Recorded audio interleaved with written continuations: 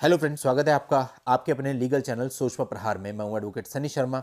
दोस्तों, आज के इस वीडियो में आपको एक लेटेस्ट जजमेंट भी बताऊंगा और एक ऐसी चीज बताऊंगा जो कि बहुत सारे लोग होते हैं गड़बड़ कर जाते हैं। अरे कुछ नहीं होता, ठीक है चलेगा, लेकिन बाद में क्या होता है, उसी एक छोटे से पॉइंट से आपको बहुत बड़ी दिक्कत आ जाती है।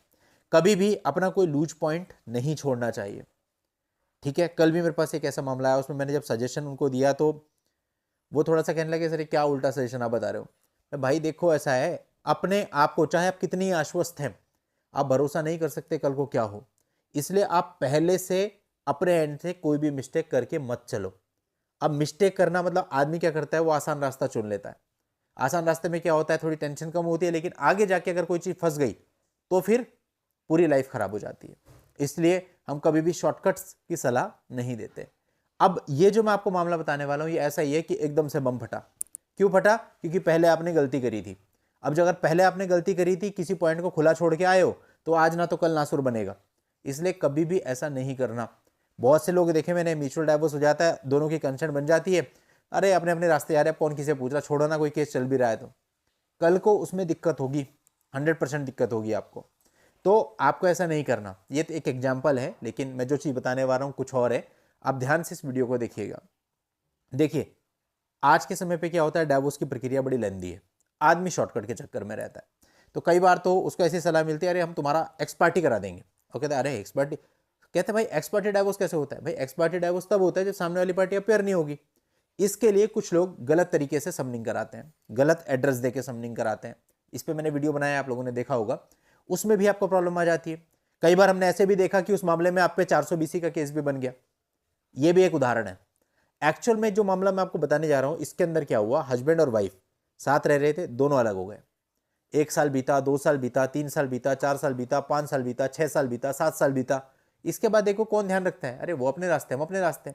दोस्तों, इसी तरह से 14 साल बीत गए और 14 साल के बाद वाइफ ने अपनी तरफ से 125 सीआरपीसी का केस फाइल कर दिया। अब ये केस जब फाइल हुआ, हस्बैंड के ऊपर इंट्री मेंटेनेंस बंधा। अब हस्बैंड हाई कोर्ट में अपनी तरफ से इसको चैलेंज करने आया था, एक क्रिमिनल रिवीजन पिटीशन लेकर के। और जो हस्बैंड का वर्जन था वो ये था कि भैया 14 साल पहले, यानी जब ये पिटीशन फाइल की जा रही है 125 सीआरपीसी की, इससे 14 साल पहले हमारा डाइवोर्स हो चुका है, हमारा म्यूचुअल डाइवोर्स हो चुका है, ये मेरी पत्नी नहीं है।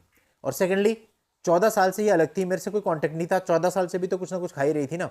तो वो जो सोर्स ऑफ अर्निंग था, जिससे 14 साल से अपने आप को सर्वाइव कर रही थी, वो भी इसने डिस्क्लोज नहीं किया, कैसे सर्वाइव कर रही थी। तो अभी अचानक से क्या होगा कि 14 साल के बाद मेंटेनेंस का केस फाइल कर दिया। ये दो चीजें थी हस्बैंड की। अब इन दोनों चीजों पर कोर्ट को डिसीजन लेना था। कोर्ट ने कहा कि भाई आप एक कह रहे हैं म्यूचुअल डाइवोर्स हमारा हो गया था, लाओ जी डिग्री दिखाओ।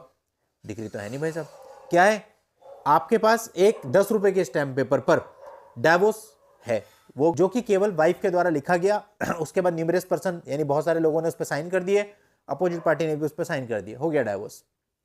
अगर ऐसे डाइवोर्स होने लगे तो सारी की सारी फैमिली कोर्ट बंद कर दो, 10 रुपए, 100 रुपए, 500 रुपए के स्टैम्प पेपर पे इसी प्रकार से डाइवोर्स ले लो, बड़ा आसान हो जाएगा।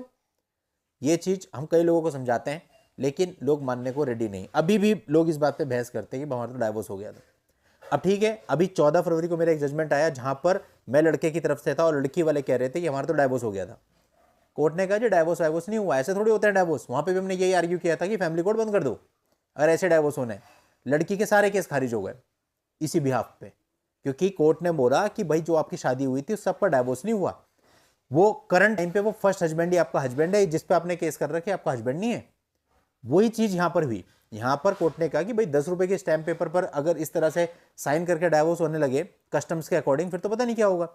एक हिंदू विवाह इस प्रकार से डिजॉल्व नहीं हो सकता। इसके लिए आपको प्रॉपर प्रोसीजर में एक विधिवत तरीके से इसको खत्म किया जाना आवश्यक है। विधिवत तरीका क्या है? किसी पर्टिकुलर कोर्ट के द्वारा आपके पास डाइवोर्स की डिक्री होनी चाहिए थी। तो कोर्ट ने हस्बैंड को यह कहा कि विधिवत आज भी आपकी पत्नी है। अब उस समय पहले 14 साल पहले क्या पता उन दोनों के बीच में क्या सेटलमेंट हुआ, हो सकता है कुछ पैसे वगैरह भी दिया हो, पता नहीं, जो भी रहा होगा उनके बीच में, लेकिन उस चीज को उन्होंने विधिवत तरीके से यानी कोर्ट के माध्यम से नहीं किया, जिसका परिणाम यह है कि 14 साल के बाद उसने केस कर दिया और उस पर भी उसको मेंटेनेंस लग गया।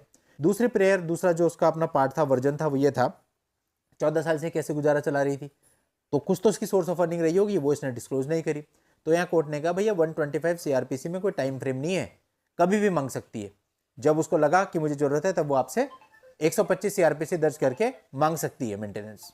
और वही लड़की ने किया है। तो यानी कुल मिला के हस्बैंड को कैसा भी कोई भी रिलीफ नहीं मिला। तो इसी तरह से यदि आप भी करते हो कि बैठ के खुद ही कुछ एग्रीमेंट कर लिया अनरजिस्टर्ड 100 रुपए के स्टैम्प पेपर पे, डाइवोर्स कर लिया 100 रुपए के स्टैम्प पेपर पे, शादी कर ली 100 रुपए के स्टैम्प पेपर पे, जमीन बेच दी 100 रुपए के स्टैम्प पेपर पे, ऐसे नहीं चलेगा। एक जो प्रॉपर प्रक्रिया उस चीज के लिए बनी है, उस प्रक्रिया में जाकर के अगर आप उस चीज को करोगे तभी वो मान्य होगी, अदरवाइज वो मान्य नहीं होगी। दोस्तों, आप लोगों की हेल्प के लिए इस पूरे आर्टिकल का लिंक भी मैं इस वीडियो के नीचे डिस्क्रिप्शन में दे दूंगा, वहां जाके आप इस पूरे मामले को पढ़ भी सकते हैं। आज के इस वीडियो में इतना ही। नेक्स्ट वीडियो में नई जानकारी के साथ मैं आपसे फिर मिलता हूं। तब तक के लिए goodbye and thank you for watching. Take care.